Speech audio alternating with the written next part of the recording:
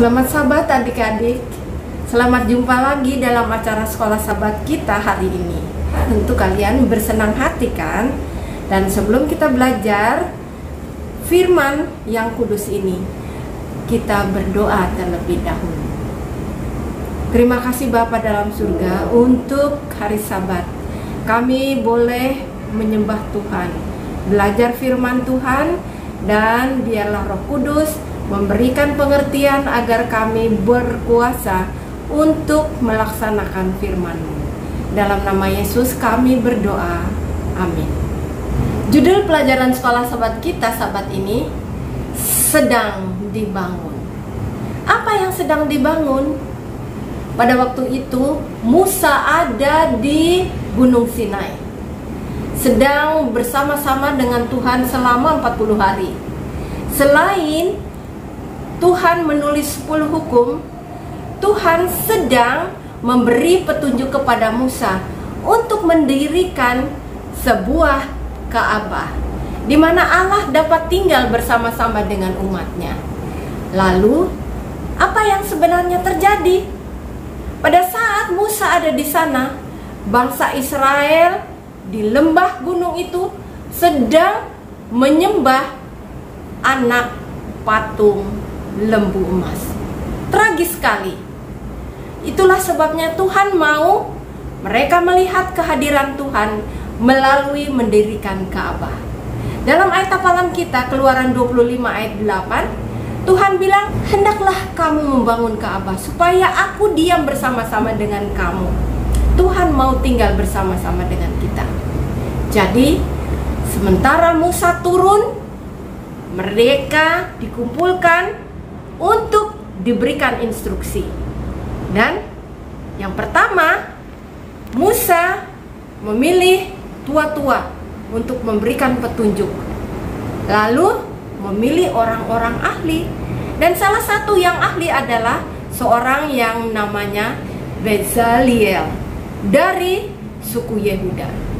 Dan seorang yang lain namanya adalah Aholiab dari suku Dan. Mereka ahli, dan Bezaliel sangat ahli, dipercayakan untuk membuat perabot-perabot dalam Ka'bah. Jadi Ka'bah itu dibangun seperti Ka'bah yang ada di surga. Dan ukurannya, panjangnya 150 kaki. Dan lebar serta tingginya sama, 18 kaki.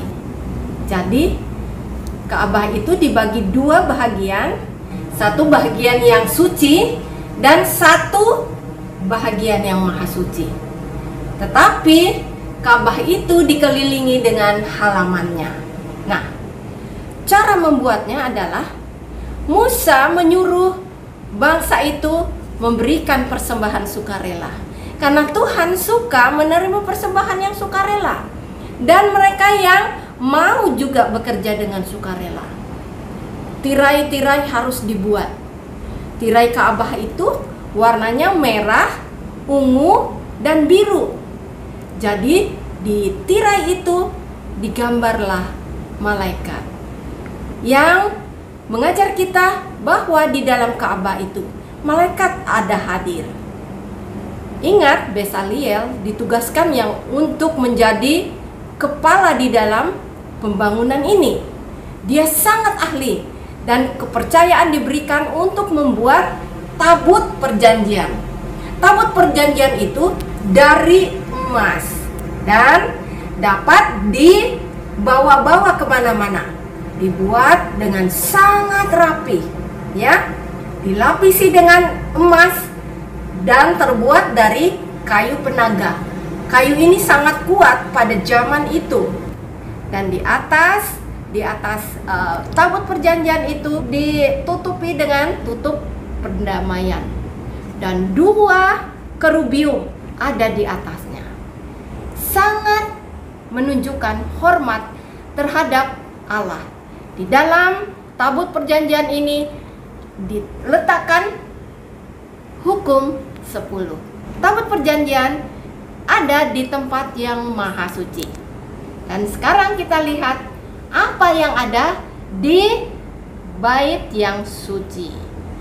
Di ruangan ini, kalau kita masuk, sebelah kiri ada yang disebut dengan 7 kaki dian atau kandil yang selalu menyala. Lalu di sebelah kanannya ada tempat meja pertunjukan, roti pertunjukan. Semuanya melambangkan Yesus. Dan di pintu mau masuk ke bait yang maha suci, ada meja pedupaan yang selalu dibakar, yang menunjukkan bahwa doa kita naik kepada Bapa kita di surga melalui Yesus.